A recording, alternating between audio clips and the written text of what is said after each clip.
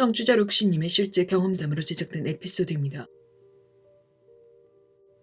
저는 3, 4살 때쯤 맞벌이셨던 부모님의 손을 떠나 잠시 친가 쪽 할머니께 맡겨졌었습니다. 보통 그만큼 어린 시절의 기억은 잘 남지 않는다고 하는데 이상하게도 제게는 지금까지 생생하게 남아있는 기억이 하나 있습니다. 제 첫 번째 친구에 대한 기억이요. 할머니가 거주하시던 곳은 여느 시골 마을과 크게 다르지 않았습니다. 주민 대부분이 고령의 어르신들이었고 동네는 협소했죠. 어린아이가 극히 드문 곳이라 저는 꽤나 많은 예쁨을 받았습니다. 하지만 저는 언제나 친구를 필요로 했어요. 그러던 어느 날이었습니다.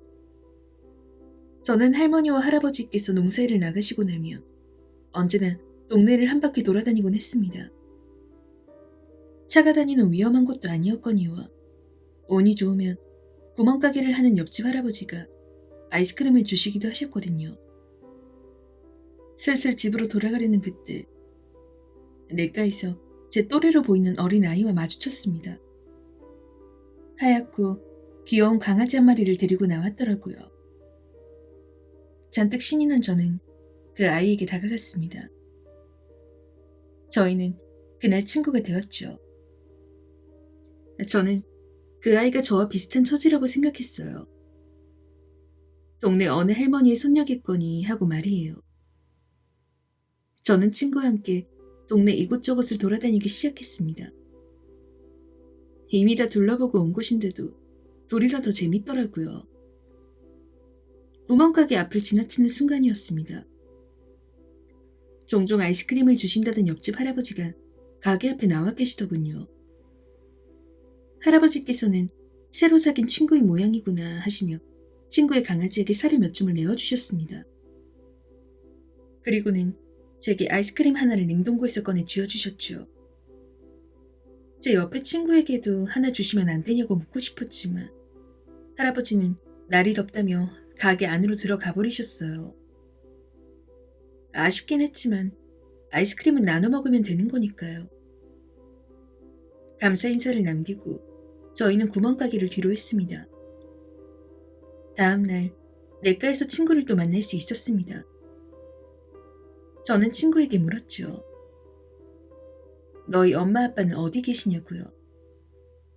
아이는 말없이 냇가만 쳐다볼 뿐이었습니다.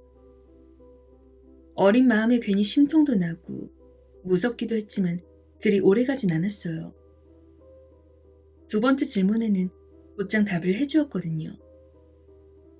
저는 이름을 물었습니다. 리나라고 하더군요. 참 예쁜 이름이라고 생각했습니다. 제가 하도 리나에 대해 이야기를 하니 할머니께서도 궁금해지셨던 모양이에요. 친구를 데려와 같이 저녁이라도 먹자고 하셨죠. 이야기를 전해들은 리나도 흔쾌히 수락하였습니다.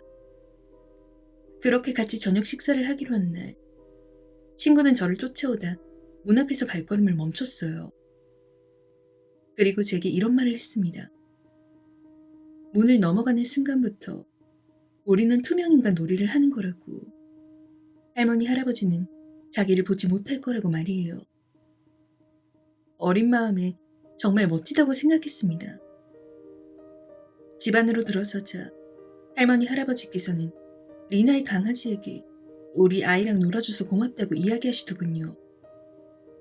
정말 리나가 보이지 않는 것 마냥 행동하셨어요.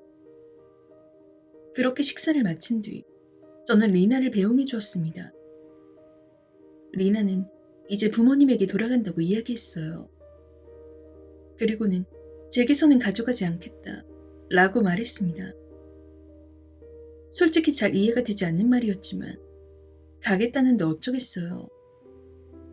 마지막 인사를 건네자 친구는 냇가 쪽으로 몸을 돌렸습니다. 저는 곧장 집으로 들어가 리나가 제게 했던 말을 전달했어요. 그러자 할머니 할아버지는 네 집 강아지길래 자꾸 그런 소리를 하냐시더군요. 전부 다 투명인간 놀이였다고 설명을 드렸는데도 도통 이해를 못하셨죠. 저는 그 아이의 얼굴이 지금까지도 생생한데 그 누구도 리나를 기억하지 못했어요. 제게는 정말 소중한 추억 중 하나이고 처음 사귄 친구인데 정말 리나는 평범한 또래아이가 아니었던 건지 또 당시 제게서 무얼 가져가려 했었던 건지 문득 궁금해지곤 합니다.